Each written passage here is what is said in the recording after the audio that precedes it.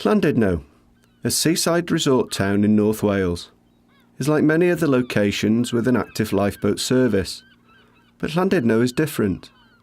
It had the distinction of being the only lifeboat station some distance from the shoreline.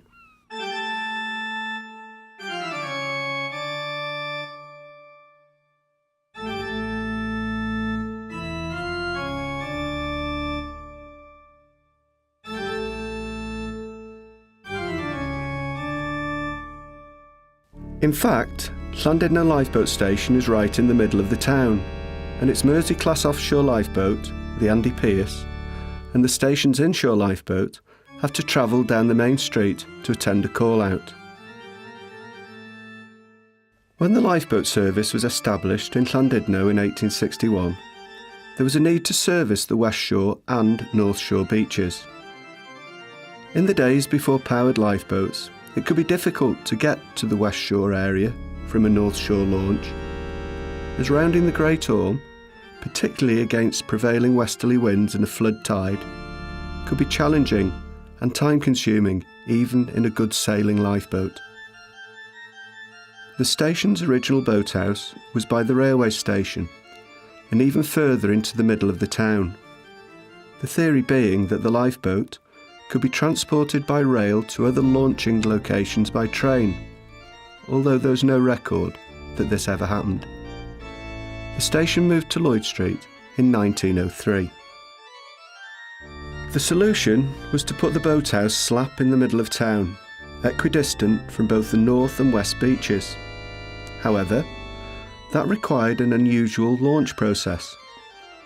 In 1903, when the current boathouse was built, this meant hauling the boat on a carriage by hand down Lloyd Street to either shore to be launched, a distance of well over a quarter of a mile.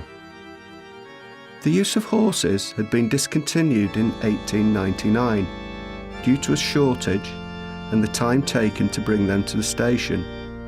Today, as we will see, the process is a challenge at times due to traffic and pedestrians. Here we see the Andy Pearce, a 38-foot lifeboat, being transported down Lloyd Street towards the promenade. When this occurs for public events, exercises or service calls, some 35 times a year, the residents and local businesses all know what is happening, given the noise of the tractor's caterpillar tracks, carriage and boat.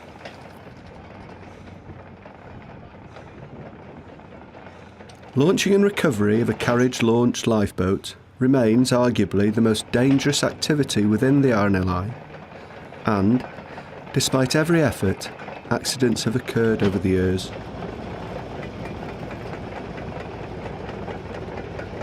How the boat is launched depends on the state of the tide.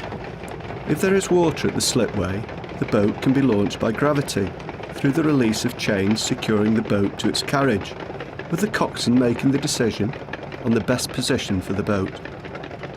At night, and with a heavy surf running, this is no mean feat, and it is crucial that the chains are released simultaneously. When there is no water at the slipway, the lifeboat is launched from a horizontal position on the beach using a process known as falls. This is a system of launching unchanged in principle from the early days of carriage-launched lifeboats 2 centuries ago. The falls are ropes which are connected to the rear of the carriage. They then pass through pulleys on the tractor, then lead to the front of the carriage and back to a hook just in front of the boat's propellers. On the coxswain's whistle commands, the tractor disconnects itself from the carriage. The chains are released and the tractor reverses, which pulls the ropes and catapults the boat forward until the carriage tips downwards to launch the boat. At this point, the ropes fall away before risking entanglement in the propellers. At night, and with a heavy sea running, this procedure calls for teamwork of the highest order, clear communication, and the skill of both coxswain and tractor driver. Today, you are seeing this procedure.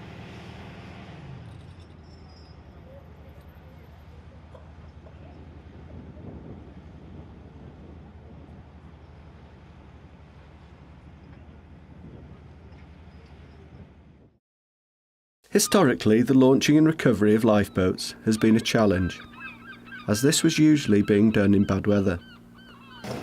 No two lifeboat stations are the same, but at Llandudno the method of launching by carriage and recovery using skids has always been used. The lifeboat is deliberately grounded, either on the concrete slipway or on the beach. The beach has the disadvantage, particularly in latter years, of rocks and stones amidst the sand, risking damage to the equipment. Today, we're seeing a slipway recovery. The thump of the boat's bow hitting the concrete might seem unnatural, but the Andy Pearce is designed for this. Even in good weather, it calls for the skill and the experience of the coxswain to approach at the right speed to maintain steerage way, yet cause the boat to ground firmly but without damage. Again, in heavy weather, and especially at night, it calls for great skill, experience and concentration to do this safely and enable the winch wire to be secured quickly so the boat can be hauled clear of the surf. It is at this point that the head launcher takes over responsibility from the coxswain and directs all the recovery operation using his team of shore helpers. Long, thick and heavy rubber planks, known as skids, are used to facilitate the recovery. Until relatively recent times, these skids were of timber. The skids will already have been laid in readiness, but as we can see, they are moved as the boat is hauled up the slipway until a level position is reached. Here, the boat is washed down thoroughly to remove salt water. Meanwhile, the tractor moves to the rear of the boat to winch it back onto its carriage. The boat is secured to the carriage with the retaining chains once again.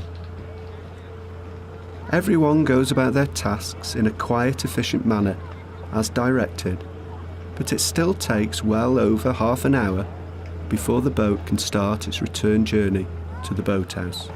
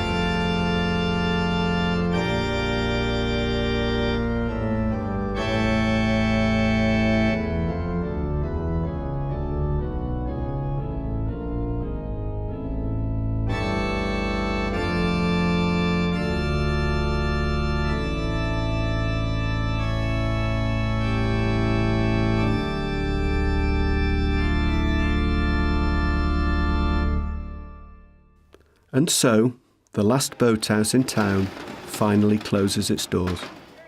After 114 years of the 156 years of the station's history, safeguarding local mariners in the Llandudno area. But, as one door closes, another opens at the new boathouse in Lllandudno with its new, state-of-the-art Shannon-class lifeboat.